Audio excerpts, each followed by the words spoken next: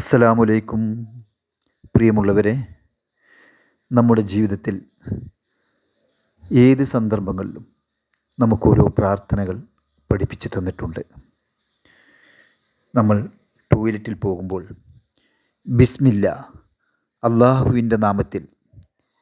നബി സല്ലല്ലാഹു അലൈഹി വസല്ലമ പറഞ്ഞു, ആദം സന്തതികളുടെ നഗ്നതയുടെയും ജിന്നുകളുടെ ദൃഷ്ടികളുടെയും ഇടയിലുള്ള മറ ഒരാൾ മലമൂത്ര വിസർജന സ്ഥലത്ത് പ്രവേശിക്കുമ്പോൾ ബിസ്മില്ല ചൊല്ലലാണ്.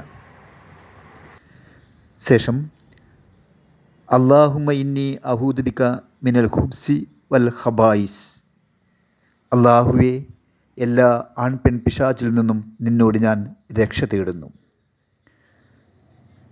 ടോയ്ലറ്റിൽ നിന്ന് പുറത്തു വരുമ്പോൾ ഉഫ്രാനക്കൽ, അള്ളാഹുവേ, നിന്നോട് ഞാൻ പൊറുക്കലിനെ തേടുന്നു.